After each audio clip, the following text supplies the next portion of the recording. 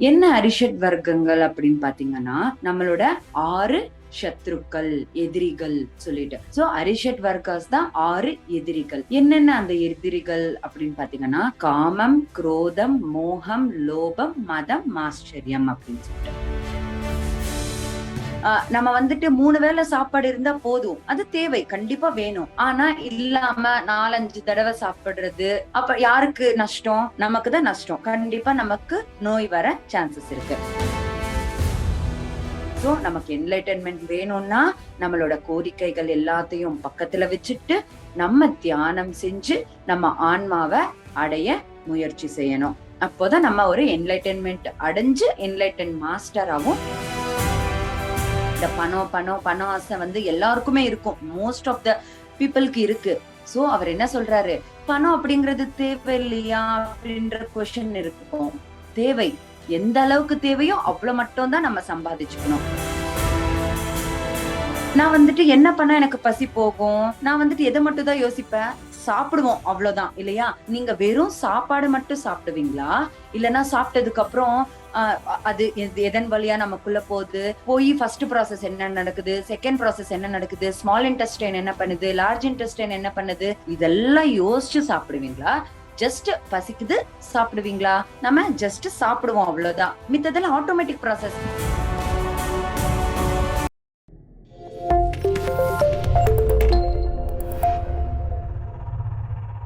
எல்லாருக்கும் வணக்கம் மாஸ்டர்ஸ். என் பேரு ஹிமஜா. முதல்ல நம் குருஜியான பிரம்மர்ஷி பிதாமக பத்ரிஜி சாருக்கு என்னோட நன்றியையும் வணக்கத்தையும் சொல்லிக்கிறேன். இந்த தியானத்தை எனக்கு சொல்லி கொடுத்த எங்க அம்மா பத்மஜா அவங்களுக்கும் நான் நன்றியையும் வணக்கத்தையும் சொல்லிக்கிறேன். சோ இன்றைக்கு ஞானமே மருந்து அப்படின்ற நிகழ்ச்சி 5வது நாளுக்கு நம்ம வந்திருக்கோம் மாஸ்டர்ஸ். சோ உங்க எல்லாருமே இந்த நிகழ்ச்சிக்கு நான் வரவேற்கிறேன். சோ இன்னைக்கு எதை பத்தி பேசிக்கலாம் அப்படின்னு பாத்தீங்கன்னா, உங்க எல்லாருக்குமே தெரியும் அரிஷட் வர்க்காஸ் அப்படின்னு சொல்லிட்டு இல்லையா? என்ன அரிஷட் வர்க்கங்கள் அப்படின்னு பாத்தீங்கன்னா, நம்மளோட 6 சத்ருக்கள், எதிரிகள் சொல்லிட்டு. சோ அரிஷட் வர்க்காஸ் தான் 6 எதிரிகள். என்னென்ன அந்த எதிரிகள் அப்படின்னு பாத்தீங்கன்னா, காமம், குரோதம், மோகம், லோபம், மதம், மாஸ்டரியம் அப்படின்னு சொல்லிட்டு. சோ அதுல இன்னைக்கு நம்ம பார்க்க வேண்டியது என்னன்னு பாத்தீங்கன்னா, காமமும் குரோதமும். ஓகேவா? சோ முதல்ல காமம் பத்தி பேசலாம். காமம் அப்படின்னா என்னன்னு பாத்தீங்கன்னா மாஸ்டர்ஸ், எதுவுமே கிடையாது, கோரிக்கைகள் இல்லையா? சோ காமம்னா என்ன? கோரிக்கைகள். கோரிக்கைகளை பத்தி நம் கிருஷ்ணர் பகவத்கீதையில என்னென்னலாம் சொல்லியிருக்காரு, அதே போல வெவ்வேறு மாஸ்டர்ஸும் என்ன பத்தி சொல்லியிருக்காருன்னு சொல்லிட்டு நம்ம இப்போ ஒன்னொன்னா பாக்கலாம் மாஸ்டர்ஸ். சோ அதுல முதலாவது ஸ்லோகம் என்னன்னு பாத்தீங்கன்னா, பிரஜஹாதி யதா காமான் சர்வான் பார்த்த மனோகதான் ஆத்மன்யே வாத்மனோ துஷ்டக ஸ்தித பிரக்ஞஸ் ததோச்சதே அப்படின்னு சொல்லிட்டு கிருஷ்ணர் பகவத்கீதையில சொல்லியிருக்காங்க. என்ன இதுக்கு மீனிங் அப்படின்னு பாத்தீங்கன்னா, யாரெல்லாம் இருக்கிற எல்லா கோரிக்கைகளையுமே பக்கத்துல வச்சுட்டு அவனோட ஆன்மாவோடையே இருப்பானோ அவன்தான் ஸ்தித பிரக்ஞன் அப்படின்னு சொல்லிட்டு சொல்லியிருக்காரு. சோ சோ நம்ம என்ன பண்ணணும், இங்க நம்மளோட கோலுமே நம்ம இந்த பூமிக்கு எதுக்காக வந்திருக்கோம், நம்மளோட ஆன்மாவை தெரிஞ்சுக்கிட்டு ஸ்தித பிரக்ஞன் ஆகுறதுக்காக தான் வந்திருக்கோம். என்ன ஸ்தித பிரக்ஞன் அப்படின்னு பாத்தீங்கன்னா, என்லைட்டன்மென்ட் மாஸ்டர். ஓகேவா? சோ நம்ம எல்லாருக்குமே ஆசை என்னதான், எதுக்காக நம்ம ஸ்பிரிச்சுவாலிட்டிக்கு வந்திருக்கோம், ஒரு நல்ல என்லைட்டன்மெண்ட் அடைஞ்சு ஒரு என்லைட்டன் மாஸ்டரா ஆகணும் அப்படின்னு சொல்லிட்டு தானே. சோ அதுக்கு சொல்யூஷன் சொல்லியிருக்காரு கிருஷ்ணர். என்னன்னு, நீ உன்னோட கோரிக்கைகள் எல்லாத்தையும் விட்டுட்டு ஆன்மாவோட நீ இருந்தா ஆட்டோமேட்டிக்கா நீ என்லைட்டன்மெண்ட் மாஸ்டர் ஆயிடுவ அப்படின்னு சொல்லிட்டு. சோ அப்ப நம்ம என்ன பண்ணணும், நம்ம கோரிக்கைகள் எல்லாத்தையும் விட்டுடணும். இப்ப உங்களுக்கு இங்க ஒரு கேள்வி வரும், சரி கோரிக்கைகளை விட்டுடுங்க அப்படின்னு சொன்னா எப்படி வாழ்றது? ஏன்னா எதுவுமே கோரிக்கைகளே இல்லாம இருந்தா எப்படி அப்படின்ற ஒரு கொஸ்டின் இருக்கும். கோரிக்கைகள் இருக்கக்கூடாது, தேவைகள் இருக்கலாம் இல்லையா? சோ கோரிக்கைகள்னு அது மனசுக்கு சம்பந்தப்பட்டது, தேவைகள்னா அது உடலுக்கு சம்பந்தப்பட்டது. ரெண்டுமே வெவ்வேறு. தேவையும் வேற, கோரிக்கைகள் வேற. தேவை அப்படின்னா கண்டிப்பா வேணும் இல்லையா ஒரு மனுஷனுக்கு? என்ன, இப்போ ஃபார் எக்ஸாம்பிள் நம்ம வாழணும் அப்படின்னா கண்டிப்பா தேவையான அளவுக்கு பணம் வேணும். அதே போல நம்ம ஒரு குடும்பம் அப்படிங்கிறது வேணும். கணவன் வேணும், மனைவி வேணும், குழந்தைங்க வேணும், அம்மா அப்பா அந்த ரிலேஷன்ஷிப் வேணும், எல்லாமே தேவை. ஆனா கோரிக்கைகள் வச்சுக்கோங்க, அது ராங். ஒண்ணுக்கு மேல அளவுக்கு மீறி இருக்கிறது தான் இருக்க கூடாது. இப்ப வந்து ஃபார் எக்ஸாம்பிள் என்ன சொல்றது, நம்ம வந்துட்டு 3 வேளை சாப்பாடு இருந்தா போதும், அது தேவை, கண்டிப்பா வேணும். ஆனா இல்லாம 4, 5 தடவை சாப்பிடுறது இல்லையா, அது வந்து அது நல்லா இருக்கு, இது நல்லா இருக்குன்னு சொல்லிட்டு நமக்கு ஆசை ஆயிருக்குன்னு சொல்லிட்டு சாப்பிட்டா அது கோரிக்கையால சாப்பிடுறோம். அப்ப யாருக்கு நஷ்டம்? நமக்கு தான் நஷ்டம். கண்டிப்பா நமக்கு நோய் வர சான்சஸ் இருக்கு. சோ இங்க என்ன சொல்றாரு, நீ தேவைகள் இருக்கலாம், ஆனால் கோரிக்கைகள், ஆசைகள் இருக்க கூடாது அப்படின்னு சொல்லிட்டு கிளியரா இந்த ஸ்லோகத்துல கிருஷ்ணர் சொல்லியிருக்காரு.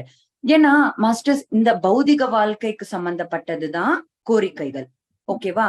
ஆனால் ஆன்மீகமான தேவை என்னன்னு பாத்தீங்கன்னா, நம்மளோட எல்லாருக்குமே ஒரு தேவை இருக்கு ஆன்மீகமா. என்னன்னா நம்மளோட கோல், ஒரு கோல் அப்படிங்கிறது இருக்கு. என்ன கோல் இதுல சொல்லியிருக்காங்க?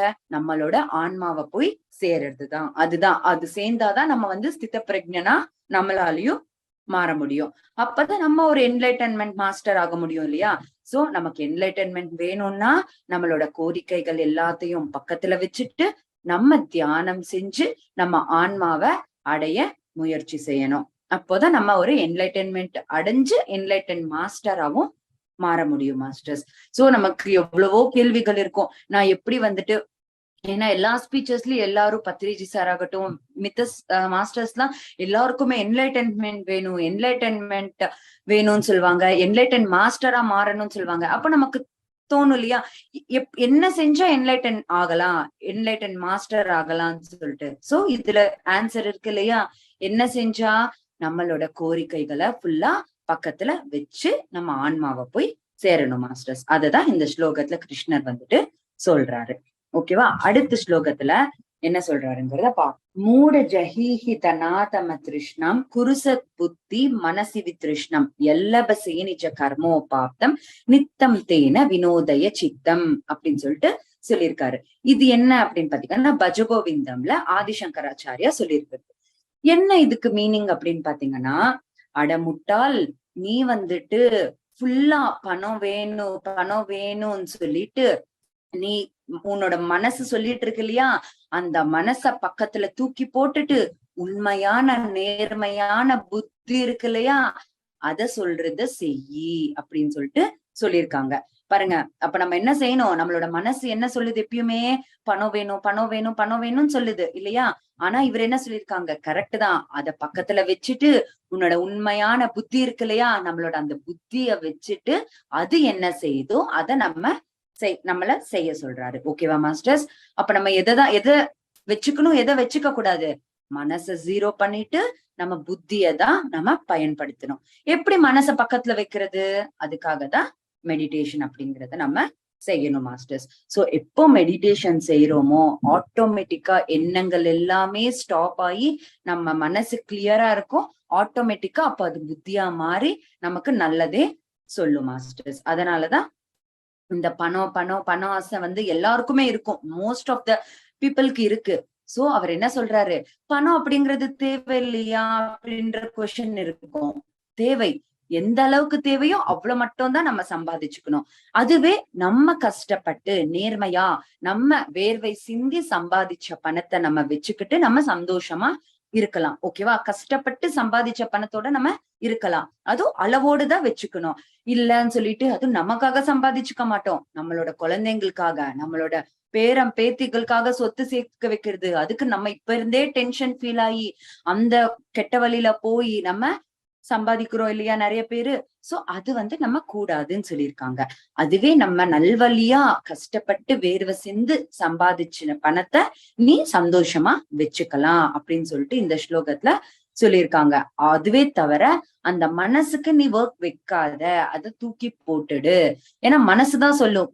புத்தி கரெக்டா இருந்தா அது என்ன சொல்லுன்னா, நீ தேவையான அளவுக்கு மட்டும் சம்பாதிச்சுக்கோ போதும் அப்படின்னு சொல்லிட்டு புத்தி சொல்லும். ஆனா மனசு என்ன சொல்லும்? நோ, நீ நம்ம இன்னும் நிறைய சம்பாதிச்சுட்டே இருக்கலாம். அப்பேராசை ஒண்ணு கிரியேட் பண்றது வந்துட்டு மனசுதான். சோ அந்த நமக்குள்ள அந்த கோரிக்கை வருதுன்னாலே அங்க என்ன அர்த்தம் அப்படின்னு பாத்தீங்கன்னா, அங்க நம்மளோட மனசு வேலை செய்யுது அப்படின்னு தான் அர்த்தம். இல்லன்னா எனக்கு கரெக்டா இருக்கு, 3 வேளை சாப்பாடு லட்சணமா இருக்கு, எனக்கு ஒரு கார் இருக்கு, ஒரு வீடு இருக்கு, கொஞ்சம் தேவையான அளவுக்கு பணம் இருக்கு அப்படின்னு சொல்லிட்டு திருப்தி எப்போ நம்ம அடையிறோமோ, ஓகே சாட்டிஸ்ஃபை எப்போ ஆறோமோ, அப்போ வந்துட்டு அங்க அப்படிப்பட்ட ஆட்களுக்கு அங்க புத்தி வேலை செய்யுதுன்னு அர்த்தம். சோ நல்ல புத்தி யாருக்கெல்லாம் வரும் அப்படின்னா, கண்டிப்பா தியானம் செய்யறவங்களுக்கு மட்டும்தான் நல்ல புத்தி வந்துட்டு இருக்கும் மாஸ்டர்ஸ். இல்லைன்னா கண்டிப்பா நம்ம வேவ்லென்த்ல இருந்து டைவர்ட் ஆகி போயிடுவோம். சோ அதனாலதான் சொல்றது, டெய்லி மினிமம் 1 ஹவர் ஆகுது விடாம நம்ம மெடிடேஷன் பண்ணணும். அப்போ ஆட்டோமேட்டிக்கா இந்த குவாலிட்டிஸ் எல்லாம் நமக்கு வந்துரும். நம்ம ஃபர்ஸ்ட் டேல இருந்து நிறைய விஷயங்கள் கத்துட்டு இருக்கோம் இல்லையா? அது பண்ணணும், இது பண்ணணும்னு சொல்லிட்டு டே 1ல இருந்து இந்த ஞானமே மருந்துல ஒன்னொன்னும் நிறைய கத்துக்கிட்டு இருக்கோம். ஆனா ஒரு கொஸ்டின் லாஸ்ட்ல வருது, இதெல்லாம் என்னால பண்ண முடியுமா, இம்ப்ளிமெண்ட் பண்ண முடியுமா அப்படின்னு சொல்லிட்டு, எப்படி பண்றது அப்படின்னு சொல்லிட்டு ஒரு கேள்வி இருக்கும் இல்லையா? அதுக்கு பாருங்க, இப்போ நம்ம சாப்பிடுறோம் மாஸ்டர்ஸ், நமக்கு பசிக்குது, எனக்கு பசிக்குதுன்னு வச்சுப்போம். நான் வந்துட்டு என்ன பண்ணா எனக்கு பசி போகும்? நான் வந்துட்டு எதை மட்டும் தான் யோசிப்பேன், சாப்பிடுவோம் அவ்வளவுதான் இல்லையா? நீங்க வெறும் சாப்பாடு மட்டும் சாப்பிடுவீங்களா? இல்லைன்னா சாப்பிட்டதுக்கு அப்புறம் அது எதன் வழியா நமக்குள்ள போகுது, போய் ஃபர்ஸ்ட் ப்ராசஸ் என்ன நடக்குது, செகண்ட் ப்ராசஸ் என்ன நடக்குது, ஸ்மால் இன்டெஸ்டைன் என்ன பண்ணுது, லார்ஜ் இன்டெஸ்டைன் என்ன பண்ணுது, இதெல்லாம் யோசிச்சு சாப்பிடுவீங்களா? ஜஸ்ட் பசிக்குது சாப்பிடுவீங்களா? நம்ம ஜஸ்ட் சாப்பிடுவோம் அவ்வளவுதான். மித்ததெல்லாம் ஆட்டோமேட்டிக் ப்ராசஸ். நம்ம வாய்க்குள்ள போயிடுச்சு, நம்ம முழுங்கிட்டோம்னா உள்ள நடக்கிறதெல்லாம் ஆட்டோமேட்டிக்கா அது பாத்துக்கோ நம்மளோட பாடி இல்லையா? அதே போல நம்ம டெய்லி நம்ம தியானம் செஞ்சா மட்டும் போதும், நம்ம வாழ்க்கையில வந்து எல்லா குணங்களும் ஆட்டோமேட்டிக்கா மாறிடும். அதுக்கு நம்ம தனியா கஷ்டப்படவே தேவை கிடையாது. இல்லைன்னா நம்ம கஷ்டப்பட்டு செஞ்சாலும் நம்மளால அது கடைபிடிக்க முடியாது. எது இல்லைன்னா தியானம் இல்லைன்னா. சோ நம்ம தியானம் செஞ்சா ஆட்டோமேட்டிக் ப்ராசஸ் மாதிரி இது எல்லாமே நம்மளுக்கு கரெக்டான குணங்கள், நல்ல குணங்களை நம்ம மாத்திக்க முடியும். அதே போல இங்க கோரிக்கைகள் வந்துட்டு அளவோடு வச்சுக்கணும், தேவையா மட்டும் தான் வச்சுக்கணும். கோரிக்கைகள் அளவுக்கு மீறி இருக்கக்கூடாதுன்னு சொல்லியிருக்காங்க. அது நம்ம ஒரு வேலை கடைபிடிக்க முடியல அப்படின்னா, கண்டிப்பா நம்ம தியானம் செஞ்சோம்னா ஆட்டோமேட்டிக்கா உங்களுக்கு அந்த கோரிக்கைகள்ல இருந்து அந்த மனசு வெளியில வந்துடும் மாஸ்டர்ஸ். அதுதான் இந்த ஸ்லோகத்துல சொல்லியிருக்காரு ஆதிசங்கராச்சாரியா. நெக்ஸ்ட் அடுத்த ஸ்லோகம் பார்க்கலாம். இந்த ஸ்லோகம் மாஸ்டர்ஸ், இப்ப நான் சொல்ல போற ஸ்லோகம் பாத்தீங்கன்னா, இது கிருஷ்ணர் வந்து பகவத்கீதையில சொல்லியிருக்கிறது. ஒரு ஃபார்முலா மாதிரி கொடுத்திருக்காரு அவரு. சோ இந்த ஸ்லோகமும் அதுக்கு அடுத்த ஸ்லோகமும் வரிசையே இப்ப 2 ஸ்லோகம் சொல்ல போறேன். அது ரெண்டுமே எப்படி லிங்க்னா, ஒரு ஸ்லோகத்தோட ஒரு ஸ்லோகம் லிங்க். சோ ஒரு ஃபார்முலா மாதிரி சொல்லி கொடுத்துட்டாரு அவரு. சோ நம்ம ஜஸ்ட் கண்ண மூடி அதை ஃபாலோ பண்ணாலே நமக்கு போதும். சோ அது என்ன ஸ்லோகம்னு பார்க்கலாம். தியாயத்தோ விஷயான் பும்சஹ சங்கஸ்தே ஷூபஜாயதே சங்காத் சம்ஜாயத்தே காமாத் குரோதோபி ஜாயதே அப்படின்னு சொல்லிட்டு சொல்லியிருக்காங்க. என்ன இதுக்கு மீனிங் பாத்தீங்கன்னா, தியாயத்தோ விஷயான் பும்சஹா, நமக்கு வந்து எப்போ இந்த வெளியில விஷயங்கள் எல்லாம் இருக்கு இல்லையா, வெளி விஷயங்கள் மீது எப்போ நமக்கு இன்ட்ரெஸ்ட் வருதோ, நம்ம யோசிச்சுட்டே இருந்தா கண்டிப்பா அது மேல ஒரு ஆர்வம் வரும் இல்லையா, வெளி விஷயங்கள் மீது. சங்கஸ்தே ஷூபஜாயத்தே, எப்போ அந்த விஷயங்கள் மீது உனக்கு ஆர்வம் வருதோ, அடுத்த ஸ்டேஜ் ஆர்வம் வர வர வர அதுக்கு மேல நமக்கு ஒரு அட்டாச்மெண்ட், ஒரு கோரிக்கையா அது மாறிடும்.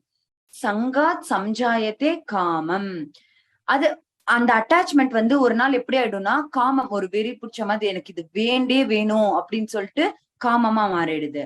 காமாத் குரோதோபி ஜாயத்தே, அது வேணும்னு சொல்லிட்டு ஒரு வேளை அது நம்மளால அடைய முடியலன்னா கண்டிப்பா நமக்கு குரோதோபி ஜாயத்தே, நமக்கு கோபம் வரும் அப்படின்னு சொல்லிட்டு சொல்லியிருக்காங்க. பாருங்க, அந்த கோரிக்கை என்ன செய்யுது, ஃபர்ஸ்ட் ஒரு விஷயத்தின் மேல நமக்கு ஒரு இன்ட்ரெஸ்ட் வருது, ஆர்வம். அந்த ஆர்வம் எப்படி மாறுது, நமக்கு அட்டாச்மெண்டா மாறுது. அந்த அட்டாச்மெண்ட் எப்படி மாறுது, காமம், கோரிக்கையா மாறுது. காமம் லாஸ்டுக்கு அந்த கோரிக்கை எப்படி மாறுது, கோவமா மாறுது.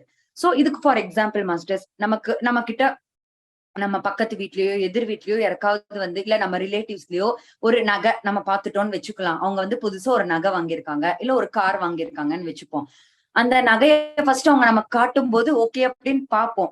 லைட்டா நம்மளோட தாட் எண்ணம் வந்து அது மேல போகும், அவங்க கிட்ட அந்த நெக்லஸ் இருக்கே, நெக்லஸ் நல்லா இருக்குல்ல அப்படின்னு சொல்லிட்டு.